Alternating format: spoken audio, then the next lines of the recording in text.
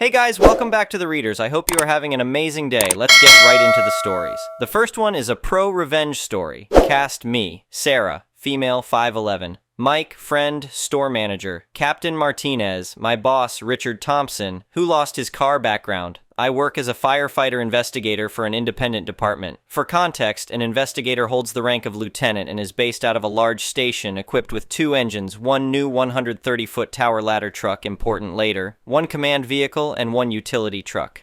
At our station, cooking duties rotate among firefighters, and it was Captain Martinez's turn to cook when this happened. My friend Mike manages a local Whole Foods market. There's a clearly marked space in front of the store with signs reading "Emergency Vehicles Only." Enter Richard Thompson, who drives a shiny 2023 BMW M5 and consistently parks in that restricted spot every week. Mike has confronted him about it multiple times. "Sir, you can't park here," Mike told him one day. Richard sneered. "I'll park wherever I damn well please. I make more in a day than you make in a month." Mike called me, frustrated. "Sarah, this guy's getting worse. He threatened to get me fired yesterday." "I'll come check it out," I replied. I drove our utility truck, complete with department decals and emergency lights. As I parked in the emergency vehicle spot, Richard stormed over. "Hey, that's my spot!" I turned to face him. "Excuse me? I'm here on official business." "You? A firefighter? Don't make me laugh. Women can't be firefighters. Move your truck and get lost," he spat out. I'm proud of my position. In a department of 2,000, I'm one of only 8 women. I graduated top of my class in 2022. While processing his sexist comment, I noticed the fire suppression system inspection notice in Mike's office was due soon. That's when inspiration struck. The revenge plan. I returned to the station and went straight to Captain Martinez's office. The captain, a 6'6" former rugby player who treats everyone like family, turned red with anger when I explained the situation. He said, "What to you?" Martinez growled, then smiled as I explained my plan. "We arranged for a fire drill inspection using our ladder truck and engine. Mike would alert us next time Richard parked illegally." 2 weeks later, Mike called. "Sarah, he just pulled in. Same spot as always." Right then, the fire alarm activated. I suited up in my investigator uniform and turnout gear, informed Martinez, and we rolled out. I rode in the ladder truck. Arriving on scene, Richard's BMW sat proudly in the emergency spot. I radioed, "Engine 7, block the front. Ladder 4, take the driver's side." The ladder truck's stabilizing jacks deployed, one crushing through Richard's hood. Our crew ran a 5-inch supply line through his broken windows and across his leather seats. Inside, Mike was evacuating customers. Richard burst out, face purple with rage. "My car! What have you done to my car?" he screamed. "Police response requested for interference with fire operations," I radioed dispatch. 3 officers arrived as Richard charged toward me. "You planned this! I'll sue you! I'll have your badge!" he yelled, shoving me backward. The officers and I took him down. While cuffing him, I explained his charges: assault on a firefighter and interfering with a fire investigation. His car was towed and later crushed. Richard received 12 months probation, a $500 fine, towing costs, and lost his precious BMW. The moral? Don't park in fire lanes. It might cost you more than you think. The next one is an entitled people's story. Let me start by saying I never thought I'd have to deal with something like this. I'm a 35-year-old software developer working from home, living in a nice suburban neighborhood with my wife Sarah and our 2 kids. We bought our house 3 years ago, and one of the main selling points was the beautiful in-ground pool in the backyard. We spent quite a bit making sure it was properly maintained and secured, with a 6-foot privacy fence around the entire property and child-proof locks on all gates. Everything was fine until about 2 months ago when the house next door sold. The new neighbor, let's call her Karen, not her real name, moved in with her husband and 3 kids. She seemed nice enough at first, came over to introduce herself, brought cookies, the usual neighbor stuff. But things started getting weird when she noticed our pool. "Oh wow, you have such a gorgeous pool," she exclaimed during that first visit. "My kids would love to come swim sometime." I politely explained that for liability reasons, we don't allow others to use our pool. Our homeowner's insurance specifically required us to restrict access. Karen's face fell slightly, but she seemed to accept it at the time. A few days later, she came knocking again. "The kids are dying in this heat," she pleaded. "Could we please use your pool just this once? We'll sign any waiver you want." I stood firm. "I'm sorry, but we really can't allow it. It's a strict insurance requirement." She left in a huff, muttering something under her breath. I thought that would be the end of it, but boy was I wrong. The first incident happened about a week later. I was working in my home office when I heard splashing and children's laughter coming from the backyard. Looking out the window, I was shocked to see Karen and her 3 kids swimming in our pool like they owned the place. I immediately went outside. "Excuse me, what are you doing in our pool? How did you get in here?" Karen acted like this was perfectly normal. "Oh, hi. Hope you don't mind. It's just so hot today and the kids were desperate for a swim. Your gate was unlocked." "That's not possible. We always keep it locked. You need to leave immediately." "Don't be such a stick in the mud. There's plenty of room for everyone. We'll be careful, I promise." I stood my ground. "This is not a public pool. Please get out now before I have to call the police." She finally gathered her kids and left, complaining loudly about selfish neighbors the whole time. I checked the gate and found that the lock had been broken. Someone had clearly forced it open. I immediately called a locksmith to install better locks and ordered security cameras. My wife thought I was overreacting, but I had a feeling this wouldn't be the last incident. Sure enough, just 3 days later, our new cameras caught Karen and her kids scaling our fence around 1 p.m. while I was on a work call. This time I called the police non-emergency line and had them send an officer out. The officer spoke to Karen, who claimed she thought it was neighborly to share pools in the summer. He warned her about trespassing, but didn't cite her since it was a first official complaint. That evening, Karen's husband came over to apologize. "I'm so sorry about my wife," he said, looking embarrassed. "I've told her to leave you folks alone." I appreciated his apology, but decided to send a certified letter formally warning them about trespassing, just to create a paper trail. I also installed motion-activated lights and additional cameras. For about 2 weeks, things were quiet. Then came the incident that finally pushed me over the edge. It was a Saturday afternoon in July. My wife and kids were visiting her parents, and I was catching up on some yard work. I went inside briefly to get water, and when I came back out, I found Karen and all 3 kids in the pool again. "Seriously? After multiple warnings?" I called out. Karen was floating on one of our pool loungers, sunglasses on. "Oh, please, you're not even using it. Stop being so selfish. Get out now. This is your final warning." "Or what?" she sneered. "You'll call the police again? They barely cared last time." I pulled out my phone and started recording. "You're trespassing on private property after multiple warnings. Yes, I'm calling the police." That's when she completely lost it. She started screaming about how I was ruining her children's summer and what a terrible neighbor I was.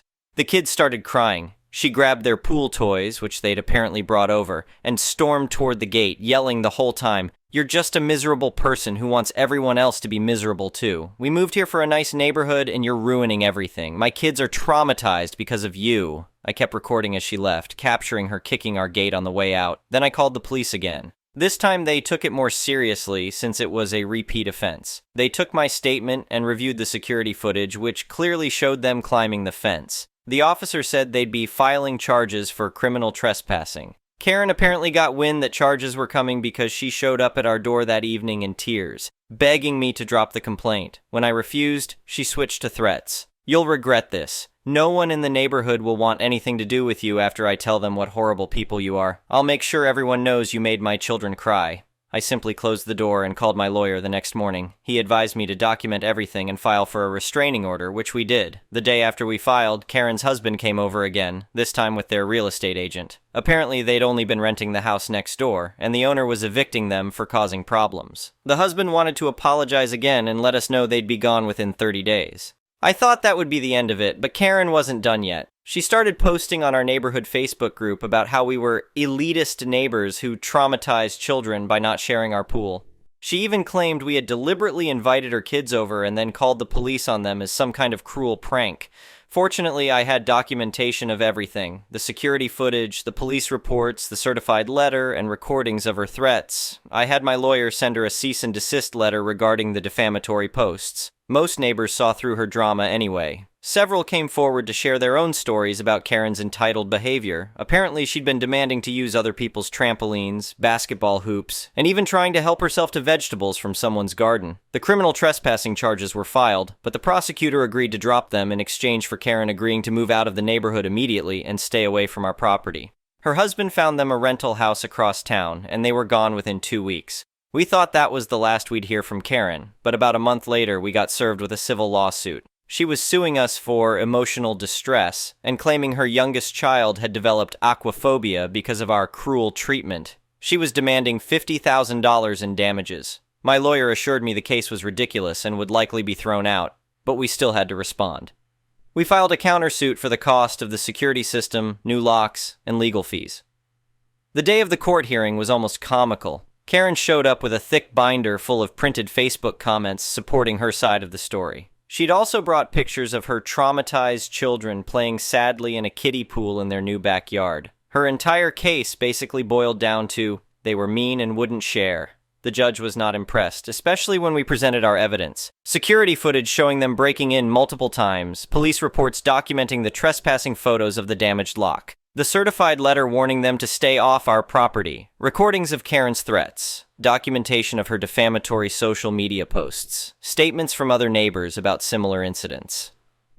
The judge didn't even let the case get very far. He dismissed her lawsuit with prejudice and granted our countersuit. Karen burst into tears and tried to argue, but the judge shut her down. Ma'am, you repeatedly trespassed on private property, damaged their property, harassed them when caught, and then tried to defame them publicly. You're lucky they didn't pursue the criminal charges. You owe them $3,500 for damages and legal fees. Next case.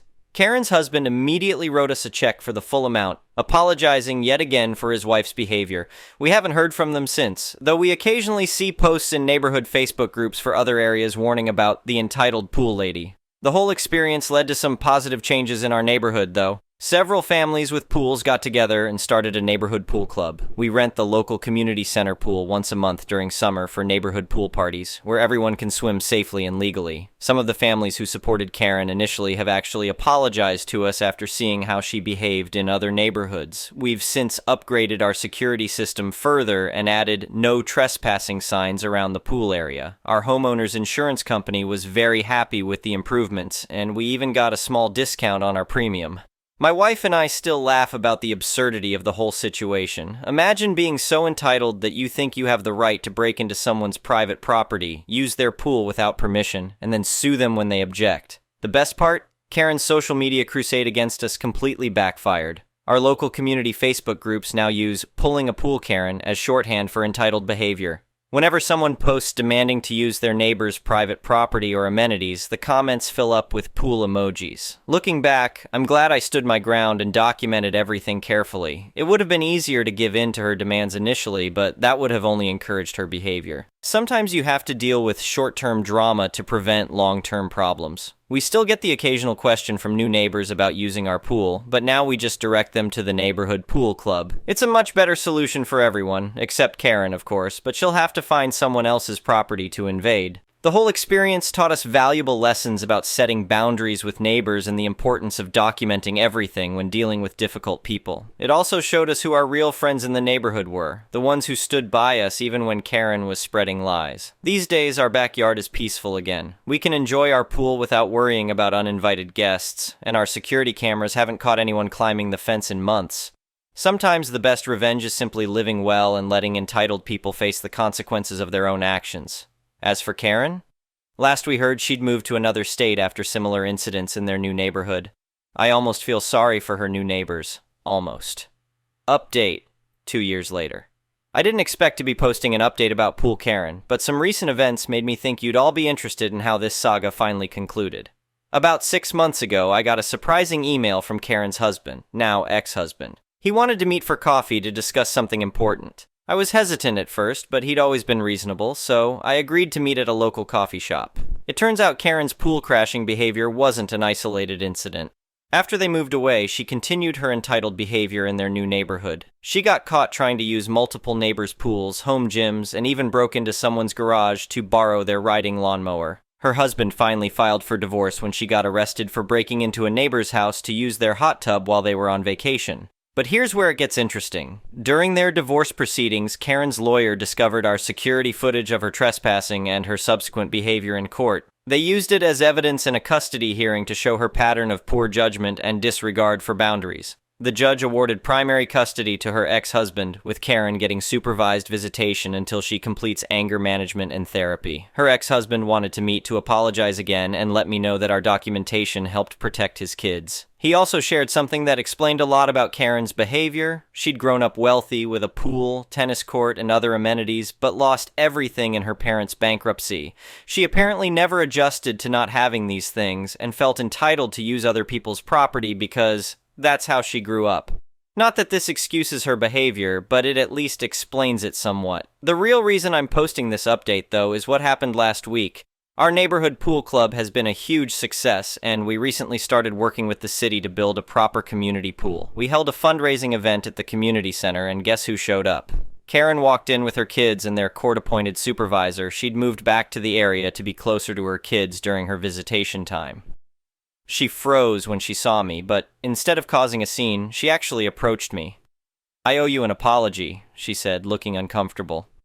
"I've been in therapy for the past year, and I realize now how inappropriate my behavior was. I was dealing with a lot of personal issues and took them out on you and your family. I'm sorry." I appreciated her apology, but kept my response brief and professional. "Thank you for apologizing. I hope you're doing better now." She then asked about joining the pool club properly, going through all the right channels this time. We had her fill out the same membership application everyone else does, and she paid her dues like any other member. Her court supervisor noted this interaction as a positive step in her progress.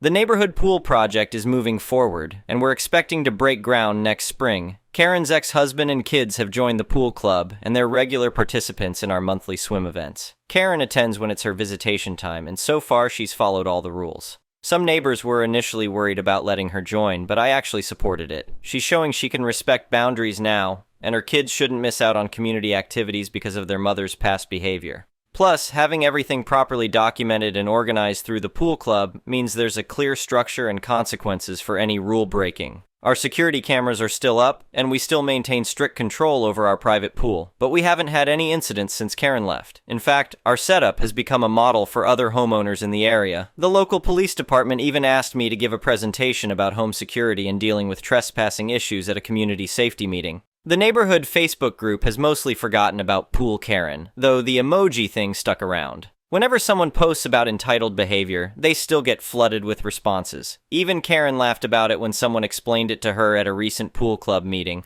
Our lawyer told us that our case has been used as an example in local homeowners association meetings about the importance of documenting incidents and maintaining clear boundaries with neighbors. Apparently, several other neighborhoods have adopted similar policies about private pools and community alternatives. The whole experience ended up bringing our community closer together. The pool club now has over 100 member families, and we're planning to expand the program once the new community pool is built. We're even starting a swimming lesson program for kids whose families can't afford private lessons. Karen's ex-husband has become an active member of our community. He volunteers at pool club events and is helping coordinate the new community pool project. Their kids are doing much better now and are actually on the swim team at their school.